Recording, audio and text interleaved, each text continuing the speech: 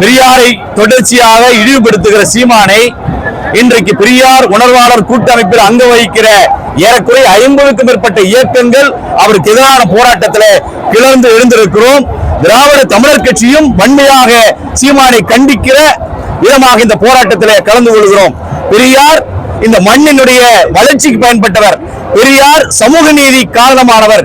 பெரியார் பெண்களுக்கான உரிமைகளை பெற்றுத் தருவதற்கு காரணமானவர். அதையெல்லாம் மறைத்துவிட்டு பெரியாரை பற்றி பொய்யான புனையப்பட்ட செய்திகளை சங்கி சீமான் செய்து கொண்டிருக்கிறார். சீமான் யார் என்று கேட்டால் ஒற்றை வரியில் பதில் சொல்ல முடியும். சீமானை எதிர்ப்பவர்கள் யார், ஆதரிப்பவர்கள் யார் என்றால் சீமானை ஆதரிப்பவர்கள் குருமூர்த்தி ஆதரிக்கிறார், பார்ப்பவர்கள் ஆதரிக்கிறார்கள், RSS ஆதரிக்கிறது. எனவே சீமான் RSS கைப்பாவையாக தமிழ்நாட்டில் செயல்பட்டுக் கொண்டிருக்கிறார். இது சீமானுக்கு நல்லதல்ல. சீமான் அழிவு பாதையை நோக்கி போய் கொண்டிருக்கிறார். பொதுவாக மொழியை பற்றி பேசுகிற பொழுது மொழியை தமிழ் மொழியை காட்டுமிராண்டி மொழி என்று சொன்னார். பெரியார் ஒருபோதும் தமிழை காட்டுமிராண்டி மொழி என்று சொல்லவில்லை. அதற்கு பின்னால் ஒரு அரசியல் இருக்கிறது.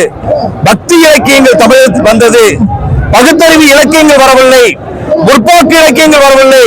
எனவே பெரியார் தமிழை காட்டுமிராண்டி என்று சொன்னார். திருக்குறளை பற்றி பேசுகிற பொழுது திருக்குறளில் இருக்கக்கூடிய குறைகளை எடுத்து சொன்னார். அதே பெரியார் தான் பார்ப்பன இலக்கியம் இந்த திருக்குறளை பாதுகாக்க வேண்டும் என்று சொல்லி திருக்குறள் பாதுகாப்பு மாநாட்டை நடத்தினார். எனவே பெரியாரினுடைய பங்கு என்பது மிக அளப்பரியது. ஈழ விடுதலை புலிகளையும் தலைவர் பிரபாகரனையும் தனக்கு ஆதரவாக வைத்துக் கொண்டு பல்வேறு விதமான சித்து விளையாட்டுகளை விளையாடி உலக தமிழர்களை ஏமாற்றினார். தமிழ்நாட்டு தமிழர்களும் ஏமாற்றினார். இது ஒருபோதும் தமிழக தமிழர்களை ஏமாற்ற முடியாது. சீமான் மன்னிப்பு கேட்கிற வரை சீமானுக்கு எதிரான போராட்டம் தொடரும் என்பதை இந்த நேரத்தில் தெரிவித்துக் கொள்கிறோம். வெண்மணி, திராவிட தமிழர் கட்சி.